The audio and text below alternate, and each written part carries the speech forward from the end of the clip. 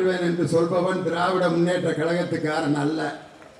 என் பேரை ரைட்டில் போட்டான், என் போட்டோவை லெஃப்டில் போட்டான், என் போட்டோவை சின்னதாக போட்டான், என் போட்டோவை சரியாக போடல, பிரிண்ட்டு சரியில்லை அப்படின்லாம் கலகம் பண்ணுற கூட்டணி கட்சி எது என்று சொன்னால் அது எடப்பாடி பழனிசாமி நடத்தி கொண்டிருக்கக்கூடிய துப்பாக்கூர் கட்சி. காரணம், இன்னைக்கு ஒவ்வொரு இடத்துலையும் நடக்கிற நிகழ்ச்சிகளில் நடந்து கொண்டிருக்கக்கூடிய சம்பவங்களை நீங்கள் பார்க்குறீங்க. மாண்புமிகு முன்னாள் பள்ளிக்கல்வித்துறை அமைச்சர் செங்கோட்டையன் கலந்து கொண்ட கூட்டத்தில் சேர தூக்கி ஒரு 20 பேர் அவரை தம்பி அப்படின்னு நடந்துட்டு இருக்கு. ராஜேந்திர பாலாஜின்னு முன்னாள் பால்வளத்துறை அமைச்சர் சால்வ போட வந்தவன பலார்னு கன்னத்தில் விட்டு அவன் எதுக்கு சால்வ போட வந்தான், எதுக்கு அடி வாங்கினானே தெரியாம நொந்து நூலாகி அப்படி ஒரு கூட்டம் நடந்துகிட்டு இருக்கு. இப்படியெல்லாம் கூட்டம் நடந்து கொண்டிருக்கக்கூடிய நேரத்தில் இந்த மாவட்டத்தை, தென்னை தெற்கு மாவட்டத்தை மிக சிறப்பாக வழிநடத்தி கொண்டிருக்கக்கூடிய எங்கள் அன்பிற்கும் மரியாதைக்கும் உரிய தமிழக வரலாற்றிலேயே ஒரு அமைச்சரின் திட்டத்திற்கு ஐநா சபை விருது கொடுத்திருக்கிறது என்று சொன்னால் அது எங்கள் அண்ணன் மாண்புமிகு சுகாதாரத்துறை அமைச்சர் அண்ணன் மாசு அவர்களுடைய திட்டத்திற்கு தான். இன்னைக்கு எதுக்காக இந்த கூட்டம் போட்டிருக்கோம்? நமது மாண்புமிகு மத்திய மனிதவள மேம்பாட்டுத்துறை அமைச்சர் தர்மேந்திர பிரதான் அவரை எங்களுடைய வழிகாட்டி, எங்களுக்கெல்லாம் வழிகாட்டியாக இருக்கக்கூடிய இலக்கிய அணியினுடைய புரவலர், அவர் போட்ட ரோட்டில் தான் இன்னைக்கு நாங்கள்லாம் நடந்து போயிட்டு இருக்கோம். அப்படிப்பட்ட எங்கள் அண்ணன் தஞ்சை கூத்தரசன் பேசிட்டு போயிட்டார். கூத்தரசன் அப்படிங்கிற பேரை பார்த்தோம்னா உங்களுக்கு இவருக்கு உண்மையான பேர் கூத்தரசனான்னு யோசிக்க வேணும். நடராஜுங்கிற பேரை தான் கூத்தரசன் அப்படின்னு மாற்றிக்கிட்டார். நடனம் என்றால் கூத்து, ராஜ் என்றால் அரசன், கூத்தரசன். இது மாதிரி சமஸ்கிருதத்தில் இருந்த பெயர்களை எல்லாம் தமிழில் பெயர்களை மாற்றிய காலம் உண்டு. சூரிய நாராயண சாஸ்திரியார் அப்படிங்கிற பேரை பருதி மால் கலைஞர் அப்படின்னு மாற்றிட்டார். வேதாச்சலம் என்ற பெயர் மறைமலை அடிகள் என்று மாற்றப்பட்டது.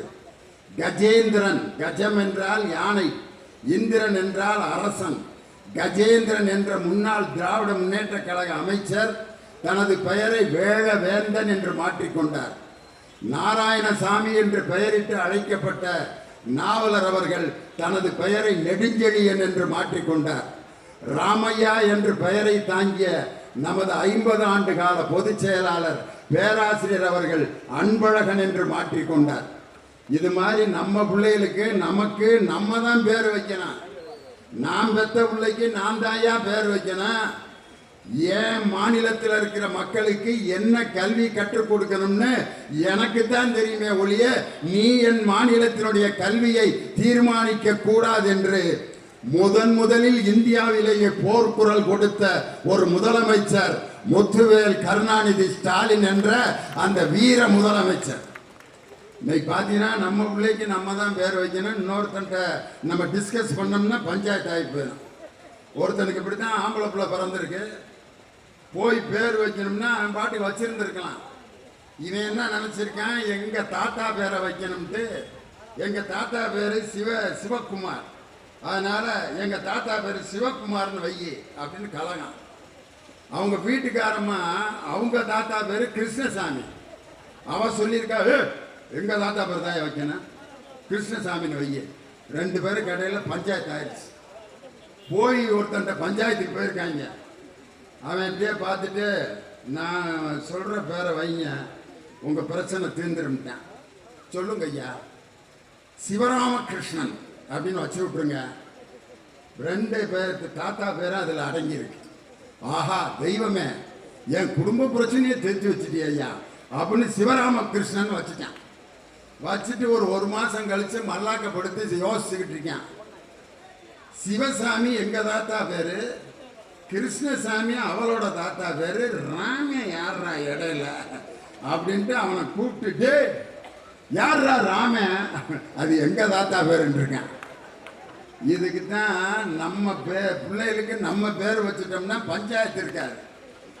நம்ம குழந்தைகளுக்கு எது கல்வி என்பதை தீர்மானிக்கிற உரிமை நமது மாநிலத்துக்குத்தான் இருக்கிறது. இன்னைக்கு 2 மொழிகளை படித்தவர்கள் எப்படிப்பட்ட வெற்றியை எல்லாம் பெற்றிருக்கிறார்கள். அதுக்கு வேற உதாரணமே தேவையில்ல.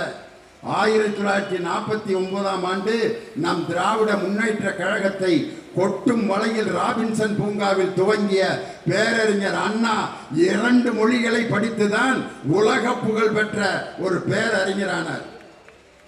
ஏழு பல்கலைக்கழகத்துக்கு அண்ணா போயிருக்காரு. அண்ணாவோட உருவத்தை பார்த்துட்டு அவங்க எல்லாம் யார் இருந்தாலு தி சீஃப் மினிஸ்டர் ஆஃப் தமிழ்நாடுன்னு வெத்தலை வாக்க போட்டு அப்படியே இருக்காரு. பொடி மட்டை போட்டு மூக்கெல்லாம் பொடி போட்டு அப்படியே ப்ரௌன் கலரில் இருக்கு. சட்டை பட்டனை கூட ஒழுங்காக போடாமல் அந்த கோட்டு வேற போட்டு விட்டுருக்காங்க. அண்ணா உள்ளுக்கு இருக்கிற சட்டையில் பட்டனை மேலே இங்கேயும் போட்டிருக்காரு. வெள்ளைக்காரங்க அந்த டை உட்பட கரெக்டாக கட்டி அப்படி ஷூ போட்டு எஸ் அப்படிமா. அண்ணா அந்த கோட்டை போட்டுக்கிட்டு நடக்கவே தெரில. போயிட்டு அவரை எல்லாரும் இவரை போய் தமிழ்நாட்டில் முதலமைச்சராக எப்படா வச்சிருந்தாங்கன்ட்டு ஒரு பத்திரிக்கைக்காரன் கேட்டான். அப்ப அண்ணா இங்க முதலமைச்சராக இருந்த போது ஒரு கல்வி திட்டம் கொண்டு வரப்பட்டது. அந்த திட்டத்துக்கு பேரு மெட்ரிகுலேஷன். ஒரு பத்திரிகைக்காரன் கேட்கிறான், what you think about matriculation, what is your opinion about matriculation? Anna பதில் சொல்றாரு, matriculation is the fatheration of the education. After a great consideration I came to this conclusion அப்படின்னாரு. அவன் கேட்டவன், என்னடா நம்ம ஆங்கிலத்தை இந்த மனுஷன் இந்த போர்டு போடுறாருன்னு இன்னொரு கேள்வி கேட்டிருக்கான். ABCD 4 எழுத்து வராம 100 வார்த்தை உங்களால சொல்ல முடியுமா? ABCD 4 எழுத்து வரக்கூடாது, 100 வார்த்தை. அண்ணாவை டெஸ்ட் பண்றான். அண்ணா, டேக் இட் ஃப்ரம் மீ, 1 2 3 4. இதுல பூரா ABCDயே வராது. 99 வரைக்கும் சொன்னாரு. அதுல எல்லாத்துலயுமே ABCD இல்ல. அதுக்கு அடுத்து 100ன்னு சொன்னாருன்னா D வந்துடும். அதுல 99 மாட்டினார் அண்ணா. 100ன்னு சொல்லி மாட்டிடுவாருன்னா அண்ணா 99 அப்படின்னு அந்த பத்திரிக்கைக்காரன் எஸ் ஸ்டாப் அப்படின்னார். 100வது வார்த்தையாக ஸ்டாப்னு சொல்லி ABCDங்கிற 4 எழுத்து வராம 100 வார்த்தைகளை ஆங்கில மொழி படித்தவனிடம் போய் பேசிய அண்ணாவுக்கு ஹிந்தி தெரியாதியா? அமெரிக்க பல்கலைக்கழகத்தில் அவர்கள் கண்ணிலேயே விரலை விட்டு ஆட்டினார் இருமொழி கொள்கையில் படித்த நம் பேரறிஞர் அண்ணா. அதே மாதிரி அண்ணாவும் தந்தை பெரியாரும் மும்பைக்கு போயிருக்கிறாங்க. யார? முகமது அலி ஜின்னா அவர்களை திராவிட நாடு சம்பந்தமா பேசுறதுக்கு பெரியார அண்ணாவும் மும்பை பாம்பேக்கு போயிருக்காங்க. அங்க தாராவி பகுதியில பெரிய கூட்டம். அந்த கூட்டத்துக்கு பேச தலைமை தாங்க வந்திருப்பவர் யாருன்னா, இந்திய அரசியலமைப்பு சட்டத்தை உருவாக்கிய சட்ட மாமேதை அம்பேத்கர் தலைமையில் அந்த கூட்டம். பெரியாரும் அண்ணாவும் அந்த கூட்டத்தில் கலந்துக்கிறாங்க. பெரியாரும் அண்ணாவும் பொது இடத்துக்கு வந்தா எப்படி தெரிவாங்கன்னா, பெரியார் நல்ல தாடி வச்சுட்டு உயரமா அப்படி ஒரு கருப்பு சட்டை போட்டு அப்படி நடந்து வருவார். அண்ணா பெரியாருடைய இடுப்புக்கு தான் இருப்பார். அதை பார்த்தா மந்திரவாதியும் அசிஸ்டன்ட் வர்ற மாதிரியே இருக்குமா. யாரா அந்த மந்திரவாதி? ஒரு அசிஸ்டண்டோட வந்திருக்காங்க. அப்படி இருக்கும் தோற்றம். அம்பேத்கர் தலைமை தாங்கிற மேடையில் அண்ணாவும் பெரியார் இருக்காங்க. அப்ப அண்ணா என்ன செய்தார்னா, பெரியார் அவர்கள் பேசிய தமிழ் பேச்சை தாராவி மக்களுக்கு ஆங்கிலத்தில் மொழிபெயர்த்தார் அண்ணா. அம்பேத்கர் பேசிய ஆங்கில பேச்சை தாராவி மக்களுக்கு தமிழிலே மொழிபெயர்த்தார். இந்த 2 மொழிகளை வைத்துக்கொண்டு அம்பேத்கர் பேசியதை தாராவி மக்களுக்கு பேச்சை அதை மொழிபெயர்த்து கொடுத்த பேரறிஞர் அவர்களால் உருவாக்கப்பட்ட இயக்கம் திராவிட முன்னேற்ற கழகம். இன்னைக்கு இசைஞானி இளையராஜா போய் லண்டன்ல சிம்பொனி இசை அமைச்சிட்டு வந்திருக்காரு. இசைஞானி இளையராஜாக்கு ஹிந்தி தெரியுமா? தமிழ் தான். ஆனா அவர் சொல்றாரு, நான் என்ன கர்நாடக சங்கீதம் பாட்டு போட்டாலும் மக்கள் கைதட்ட மாட்டேங்கிறாங்க. வழி நெடுக. ஆனா நான் பாடின இன்னொரு பாட்டை பாடின கூட்டமே எந்திரிச்சு குத்தாட்டம் போடுறேன். சிம்பனி இசையை லண்டன்ல போய் இசையமைத்து லண்டன் மக்களே பாராட்டுகின்ற அளவுக்கு இசையமைத்த இசைஞானி இளையராஜாக்கு ஹிந்தி தெரியாது. அந்த இசைஞானி சிம்பனி இசை அமைக்க போறப்ப முதலில் பாராட்டு தெரிவித்த தலைவர் நம் திராவிட மாடல் முதலமைச்சர் தளபதியார் அவர்கள். அதுக்கப்புறம் மத்திய அமைச்சர் முருகன் போய் சால்வை போட்டு ஏற்கனவே முதலமைச்சரே போட்டு போயிட்டாரியா, நீ எதுக்கு அங்க வந்த? அதுக்கப்புறம் அண்ணாமலை போக்குவரத்தெல்லாம் அதுக்கப்புறம் போதுங்க. என் தலைவனை பார்த்து காப்பி அடித்துக் கொண்டிருக்கக்கூடிய உங்களுக்கு தமிழ்நாட்டுக்கு நிதி தர மறுப்பதற்காக போடப்பட்ட கூட்டம் தான் இந்த கண்டன பொதுக்கூட்டம். இன்னைக்கு பார்த்தீங்கன்னா அருமையான தலைமை கழகத்திலிருந்து என்ன இந்த கண்டன பொதுக்கூட்டத்தில் நம்ம பேசணுமோ அதை அற்புதமா இன்னைக்கு கொடுத்துருக்காங்க. பிஜேபி அண்ணாமலை அவர்களே, நீங்க வாழ்நாள் முழுவதும் செருப்பே போட முடியாத காரணம் பிஜேபி தமிழ்நாட்டில் ஒரு கவுன்சிலர் சீட்ல கூட ஜெயிக்க முடியாது. இதுல ஒரு சபதம் வேற விடுறாரு, அண்ணா அறிவாலயத்தின் செங்கல் ஒவ்வொன்றாக உருவேன். இன்னைக்கு நான் அந்த விருகம்பாக்கம் வீரமிக்க மண்ணில இருந்து சொல்றேன், அண்ணா அறிவாலயத்தில் முளைத்திருக்கும் ஒரு புல்லின் வேரை கூட உங்களால் கொடுக்க முடியாத காரணம் என்னன்னா, தொண்டர்களின் தியாகத்தாலும் உழைப்பாலும் உருவாக்கப்பட்ட ஒரு அற்புதமான ஒரு கோயில் தான் அண்ணா அறிவாலயம். அதுல இருக்கிற செங்கலை உருகிற கொத்தனாரா நீங்க? இன்னொருத்தர் புதுசா கட்சி ஆரம்பிச்சவரு திமுக பெண்களை ஏமாற்றி விட்டது. ஐயோ ஐயோ, அவரு கட்சி சின்னத்தை பார்த்தீங்கன்னா இந்த முத்தூட் பைனான்ஸுக்கு 2 யானை இருக்கும், பார்த்துருக்கீங்களா? முத்தூட் பைனான்ஸ் அங்கிருந்து கப்பி அடிச்ச சின்னம். அவர் பிஜேபியோட சி டீம் அப்படின்னு ஏற்கனவே எங்க அண்ணன் ரகுபதி அமைச்சர் சொல்லிட்டாரு. பிஜேபியோட சி டீம் தான் அந்த புது கட்சி. எதை வச்சு சொல்றீங்க அப்படின்னு கேட்டா, இன்னைக்கு ஒய் பாதுகாப்பு 14ஆம் தேதியிலிருந்து கொடுக்குறாங்க.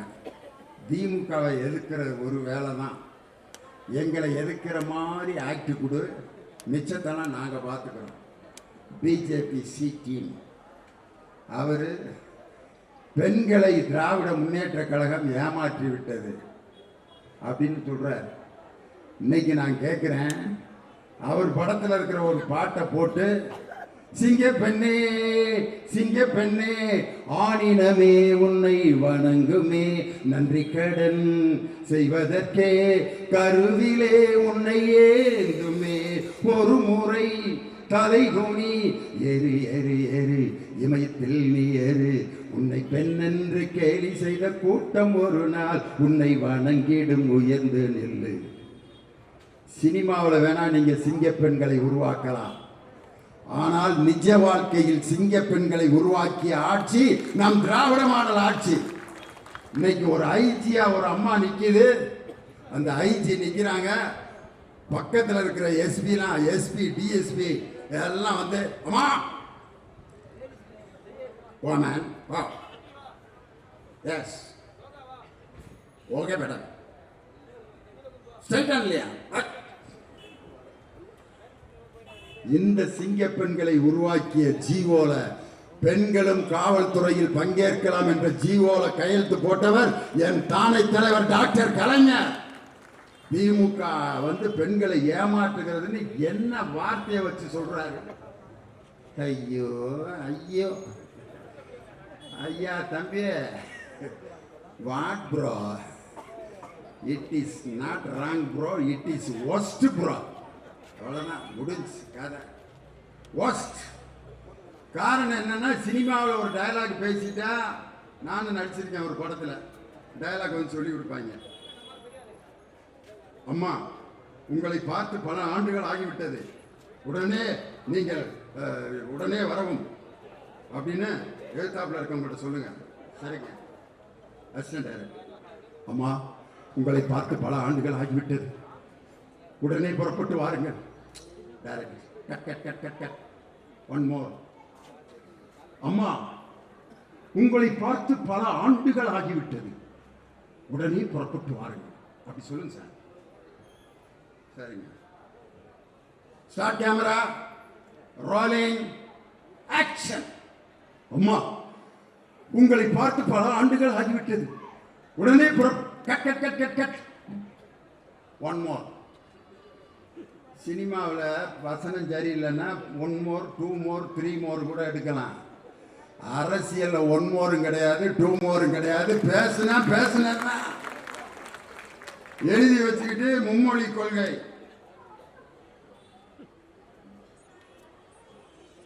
பரட்டி நடுவில் கொஞ்சம் பக்கத்தை காண. மும்மொழி கொள்கை கீழே உட்காந்துருக்கீங்களா? தலைவருக்கே மும்மொழி கொள்கைன்னா என்னன்னு தெரியல.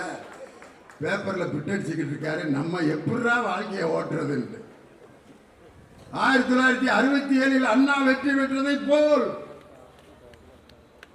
அண்ணா 1967 வெற்றி பெறுறதுக்கு 49 கட்சி ஆரம்பித்து மேடை தோறும் தமிழ் முழக்கம் செய்து இது போன்ற மேடைகளை பல்கலைக்கழகமாக மாற்றி பேசிய பேரறிஞர் அண்ணா 49 கட்சி ஆரம்பிச்சு 67 ஆட்சியை பிடிச்சார்.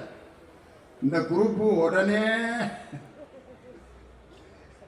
நான் என்னத்தை சொல்ல, வேற உதாரணம் சொன்னா 26 கேமரா இருக்கு, என்னத்தையாவது போட்டு விட்டுருவாங்க. ஏன்னா நான் நல்ல கருத்து இந்த அம்பேத்கரை பற்றிலாம் சொன்னேன், அதெல்லாம் போட மாட்டாங்க. விஜயை அடித்து நொறுக்கிய லியோனி அதைத்தான் போடுவாங்க. வெளுத்து வாங்கிய லியோனி, அண்ணாமலையை பொழந்து கட்டிய லியோனி அப்படித்தான் போடுவாங்க. என்ன பண்றது? இருந்தாலும் இன்னைக்கு நம்ம வாழ்க்கையில என் தானை தலைவர் டாக்டர் கலைஞருடைய அந்த ஆட்சி காலத்தில் பெண்களுக்கு கொடுக்கப்பட்ட உரிமைகள் 1929ஆம் ஆண்டு செங்கல்பட்டு மாநாட்டிலே தந்தை பெரியார் உருவாக்கிய சொத்துரிமையை சட்டமாக்கி அதை நடைமுறைப்படுத்தியவர் நம் முத்துவேல் கருணாநிதி ஸ்டாலின் என்ற நம் தமிழ்நாடு திராவிட மாடல் முதலமைச்சர்.